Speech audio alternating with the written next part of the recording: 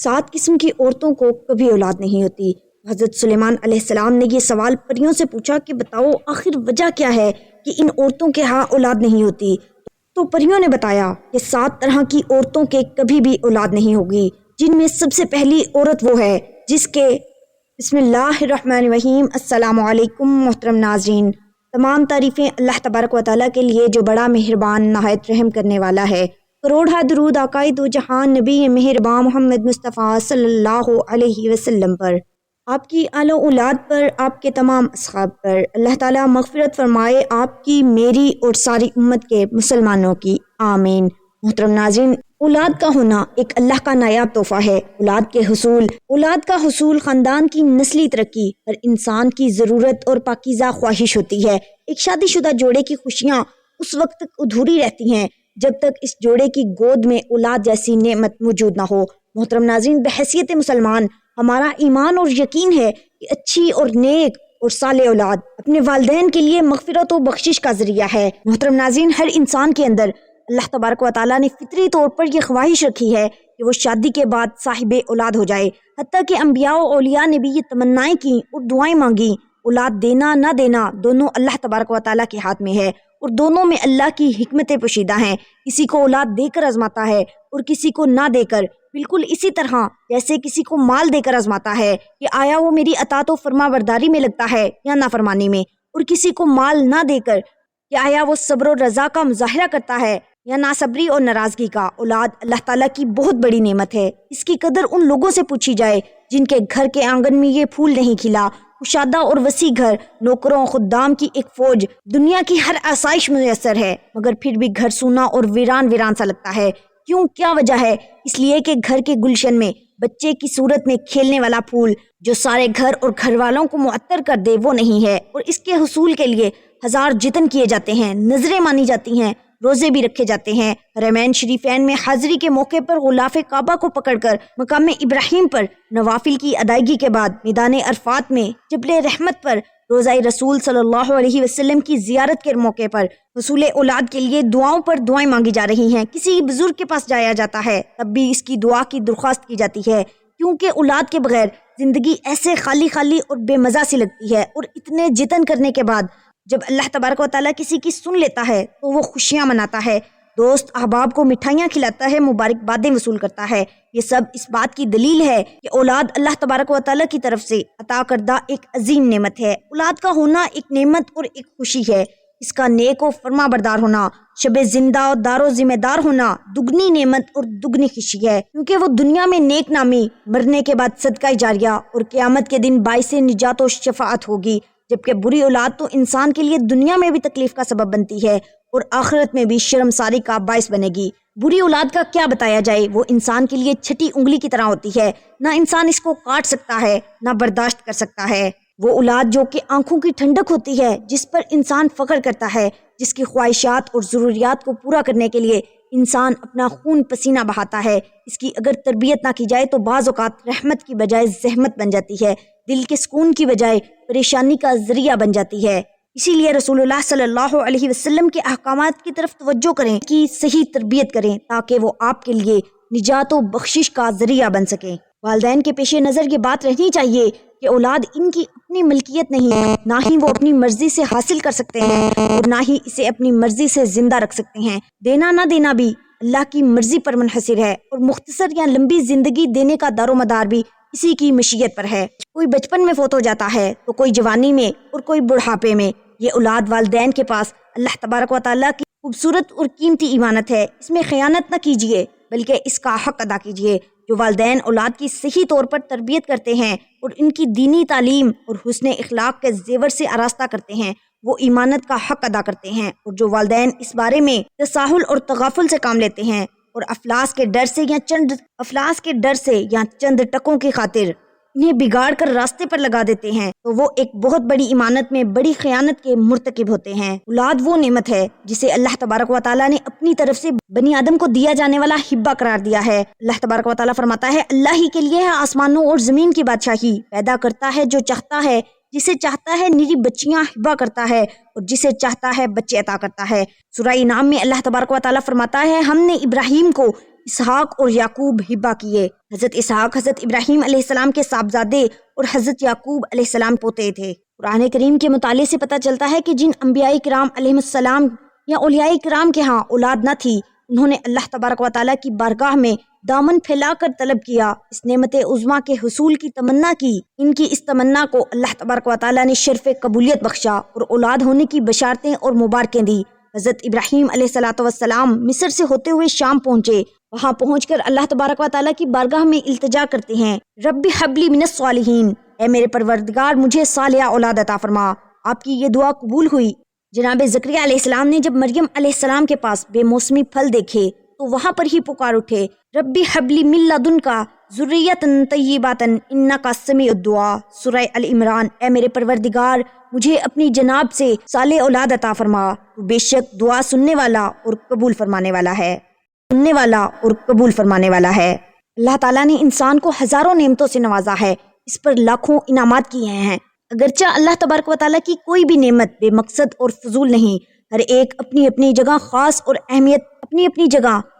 اہمیت کی حامل ہے، لیکن نیک اولاد کی نعمت دنیا کی ہر نعمت پر مقدم ہے۔ اس کے آگے ہر نعمت ہیچ ہے، کوئی نعمت اس کے مقابل کی نہیں۔ اگر انسان کو نیک اولاد جیسی نعمت میسر ہو تو گویا اس کے پاس دنیا کی ہر نعمت ہے، لیکن اگر اس سے محروم ہے تو دنیا کی ہر نعمت ہونے کے باوجود تہی دامن ہے۔ جس بیوی سے اللہ تبارک و تعالیٰ نیک اولاد دے وہ سب بیویوں پر سبقت لے جاتی ہے، اگرچہ زیادہ حسین نہ بھی ہو، وہ بہترین نینو نقش سے محرومی کے باوجود بھی دل میں گھر کر جاتی ہے، خاوند کی آنکھوں کا تارا بن جاتی ہے، خاوند کو اپنا اتنا گرویدہ بنا لیتی ہے کہ دنیا سے چلی جانے کے بعد بھی اس کے دل میں بسی رہتی ہے۔ یہ نیک اولاد ہی کی تو برکتیں ہیں کہ خاوند ہر خوشی و غمی کے موقع پر اس کو یاد کرتا ہے، اس کے درجات کی بلندی کے لیے اللہ تبارک و تعالیٰ سے دعا کرتا ہے۔ نیک اولاد یقیناً اللہ تبارک و تعالیٰ کی بہت بڑی نعمت ہے۔ بے اولاد کا جب بھی ذکر آئے تو ہمارے ذہنوں میں یہ خیال آتا ہے کہ اس کی وجہ عورت ہی ہوگی، اسی وجہ سے بہت سارے خاندان پریشان ہو جاتے ہیں، خاص طور پر خواتین کا استحصال بھی ہوتا ہے، جبکہ یہ ہرگز ضروری بات نہیں ہے کہ بے اولادی کی وجہ صرف عورت ہی ہو سکتی ہے، بے اولاد ہونے کی وجہ مرد حضرات بھی ہو سکتے ہیں۔ ہم آپ کو 7 ایسی عورتوں کے بارے میں بتائیں گے جو کہ پریوں نے حضرت سلیمان علیہ السلام کو بتایا، ایسی عورتیں جو کبھی اولاد پیدا نہیں کر سکتی۔ جاننے کے لیے ویڈیو کو آخر تک ضرور دیکھیے گا۔ محترم ناظرین، اللہ تبارک و تعالیٰ سورہ شورى میں بیان فرماتا ہے، آسمانوں اور زمین کی بادشاہت اللہ ہی کے لیے ہے، وہ جو چاہتا ہے پیدا کرتا ہے، جسے چاہتا ہے بیٹیاں دیتا ہے اور جسے چاہتا ہے بیٹے عطا کرتا ہے، یا بیٹے اور بیٹیاں ملے جلے عطا فرماتا ہے اور جسے چاہتا ہے بانج بنا دیتا ہے۔ یقیناً وہ سب کچھ جاننے والا، ہر چیز پر مکمل قدرت رکھنے والا ہے۔ محترم ناظرین، ایک دفعہ کا ذکر ہے کہ حضرت سلیمان علیہ السلام تخت پر بیٹھے تھے کہ 5 عورتوں کی جماعت ان کے پاس آئی اور ان سے سوال کرنے لگی کہ حضرت سلیمان علیہ السلام ہمیں بتائیں کہ آخر کیا وجہ ہے کہ ہمارے ہاں فرزند پیدا نہیں ہوتے۔ انہوں نے حضرت سلیمان علیہ السلام سے یہ سوال کیا تو حضرت سلیمان علیہ السلام نے پریوں سے پوچھا کہ بتاؤ آخر کیا وجہ ہے کہ ان عورتوں کے ہاں اولاد پیدا نہیں ہوتی۔ تو پریوں نے بتایا کہ 7 طرح کی عورتوں کے ہاں اولاد کبھی نہیں ہوگی، جن میں سب سے پہلی عورت وہ ہے جس کا رحم ابھرا ہوا ہو، یعنی اس کی بچہ دانی الٹ جاتی ہے، جس کی وجہ سے مادہ جگہ پر نہیں رہتا، اور ایسا ہونے کی وجہ سے اس کی اولاد نہیں ہوتی۔ جب ہم بستری کی جاتی ہے اس دوران اس عورت کے سر میں درد ہوتا ہے، یہ ایک نشانی ہے۔ دوسری عورت جس کے رحم میں ہوا بھری ہوتی ہے، یعنی اس کا منہ اوپر سے بند ہو، اس کی علامت یہ ہے کہ جب ہم بستری کی جاتی ہے تو جسم میں درد ہوتی ہے اور چہرہ بھی اتر جاتا ہے۔ تیسری علامت ان عورتوں کی جن کی اولاد نہیں ہوتی وہ یہ ہے کہ ان کے رحم میں گوشت زیادہ ہوتا ہے، جس کی وجہ سے اس کا منہ بند ہو جاتا ہے۔ عام طور پر یہ شکایت موٹی عورتوں میں دیکھی جاتی ہے اور اس کی علامت یہ بتائی جاتی ہے کہ جب وہ ہم بستری کرتے ہیں اس کے بعد ان کی ریڑھ کی ہڈی میں درد ہوتا ہے، جس کی وجہ سے وہ بچہ پیدا نہیں کر سکتی۔ محترم ناظرین، اس کے بعد پریوں نے جو نشانی بتائی وہ یہ ہے کہ جس عورت کے رحم میں کیڑے پیدا ہو جاتے ہیں اس وجہ سے بھی بچے پیدا نہیں ہوتے، اور اس عورت کی علامت یہ بتائی کہ ہم بستری کے دوران ان عورتوں کی پنڈلیوں اور پاؤں کی ایڑیوں میں درد ہوتا ہے، جن کے ساتھ یہ شکایت ہو وہ ماں نہیں بن سکتی۔ اس کے بعد اگلی نشانی یہ بتائی کہ ان کے رحم میں گرمی حد سے زیادہ ہو جاتی ہے، خون ملنا بند ہو جاتا ہے اور مادہ وہاں ٹھہر نہیں پاتا۔ ناظرین، اس کی جو علامت بتائی گئی وہ یہ ہے کہ دل میں گھبراہٹ ہوتی ہے اور عورت کو غشی کے دورے پر ان میں بھی اولاد کا پیدا ہونا ایک مشکل امر دکھائی دیتی ہے۔ اس کے بعد رحم میں سردی کا زیادہ ہو جانا بھی اولاد سے محروم ہونے کی ایک وجہ بنتا ہے۔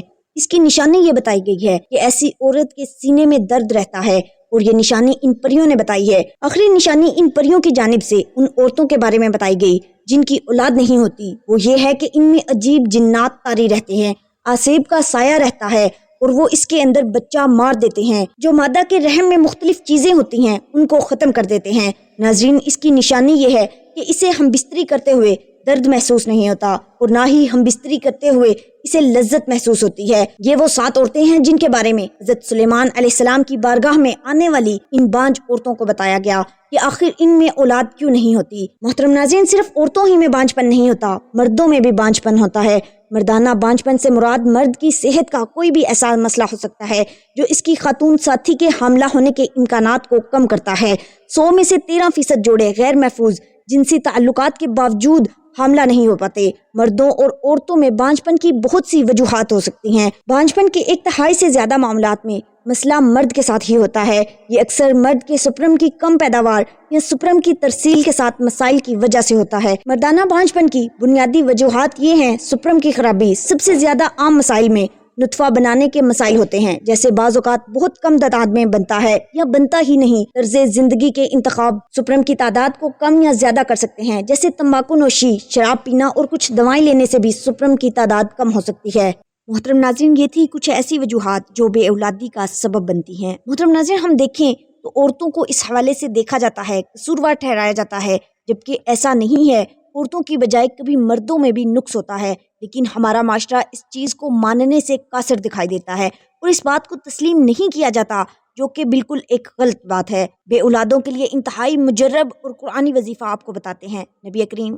جو میاں بیوی اولاد کی نعمت سے محروم ہوں، ڈاکٹر، حکیم و طبیب علاج سے عاجز آ چکے ہوں، ان کو چاہیے کہ وہ اللہ تبارک و تعالیٰ پر کامل بھروسہ کرتے ہوئے انتہائی توکل اور یقین کامل کے ساتھ روزانہ صبح و شام بوقت نماز فجر اور بعد نماز مغرب 21 مرتبہ اس آیت کریمہ کا مبارک وظیفہ کریں اور اللہ تبارک و تعالیٰ سے اولاد صالحہ پیدا ہونے کی دعا کریں۔ یاد رکھیں، اس عمل مبارک سے پہلے اور آخر میں 11 مرتبہ درود ابراہیمی پڑھنا ہے۔ انشاءاللہ اولاد نرینہ پیدا ہوگی۔ اور قرآنی مبارک عمل یہ ہے جو کہ قرآن حکیم کی پارہ نمبر 21 سورہ سجدہ کی آیت نمبر 7 سے 9 ہے، جسے میاں بیوی نے پڑھنا ہے جو اس مشکلات سے دوچار ہیں۔ اس آیت کا ترجمہ کچھ اس طرح ہے: وہ ذات جس نے چیز بنائی، موضوع ترین بنائی، اور انسان آدم علیہ السلام کی پیدائش کی ابتدا مٹی سے فرمائی، پھر اس کی نسل حقیر پانی کے نچوڑ مادہ حیات سے پیدا کی، پھر اس نسل کے اعضاء کو متناسب بنایا، اس میں اپنی طرف سے روح پھونکی اور تمہارے لیے کان، آنکھیں اور دل پیدا کیے، اس کے باوجود تم بہت ہی کم شکر ادا کرتے ہو۔ محترم ناظرین، اولاد کی خواہش پوری ہونے کے بعد صدقہ و خیرات لازمی کریں۔ جن لوگوں کے ہاں اولاد نہیں ہے، وہ صاحب اولاد ہونا چاہتے ہیں، ان لوگوں کو چاہیے کہ اللہ تبارک و تعالیٰ سے استغفار کثرت سے کیا کریں اور دودھ میں شہد ملا کر پیا کریں۔ ایک اور وظیفہ، ہر نماز کے بعد 300 بار بسم اللہ الرحمن الرحیم پڑھنے کا معمول بنا لیجئے، انشاءاللہ صاحب اولاد ہو جائیں گے۔ انسان اولاد کے بنا خود کو نامکمل محسوس کرتا ہے، خاص طور پر عورت۔ اللہ تبارک و تعالیٰ کسی کو بھی اس نعمت سے محروم نہ رکھے، آمین۔ محترم ناظرین، اولاد اللہ کی عظیم نعمت ہے، تمناؤں اور آرزوؤں کا مرکز و محور ہے، کھلتا ہوا پھول، چمکتا ہوا اور نکھرتا ہوا 14ویں کا چاند ہے، آنکھوں کی ٹھنڈک، دلوں کا سرور اور مستقل کی کرن ہے، زندگی کا محاصل، خوشبختی کا نشان اور سرفرازی کی علامت ہے، ماں باپ کی زندگی، بہن بھائیوں کا پیار، گھر کی رونق، محلے کی زینت اور بستی کی شان ہے، معصومیت کا پیکر ہے، بے گناہی کا نمونہ، سادگی کا مجسمہ ہے، جس کے لیے نبیوں اور بزرگوں نے دعائیں اور تمنائیں کی۔ بچے جنت کے پھول ہیں۔ محترم ناظرین، زندگی کا سب سے خوبصورت ترین لمحہ اور حسین ترین احساس اپنی اولاد کو پہلی بار اپنی گود میں اٹھانا ہے۔ اللہ پاک سب کو صحت و تندرستی اور نیک سیرت والی اولاد صالحہ عطا فرمائے۔ حضرت علی رضی اللہ تعالیٰ عنہ فرماتے ہیں، صرف پیسے کا ہونا رزق نہیں ہے، نیک اولاد، اچھا اخلاص اور مخلص دوست بھی رزق میں شامل ہیں۔ اللہ تبارک و تعالیٰ سے دعا ہے کہ اللہ تعالیٰ تمام بے اولادوں کو نیک اور صالحہ اولاد نرینہ عطا فرمائے۔ محترم ناظرین، امید کرتی ہوں آپ کو آج کی ویڈیو پسند آئی ہوگی۔ ویڈیو اچھی لگے تو اسے لائک اور شیئر ضرور کریں اور کمنٹ باکس میں اللہ تبارک و تعالیٰ کے 99 ناموں میں سے ایک نام ضرور ٹائپ کریں۔ ملتے ہیں اگلی ویڈیو میں، تب تک کے لیے اللہ نگہبان۔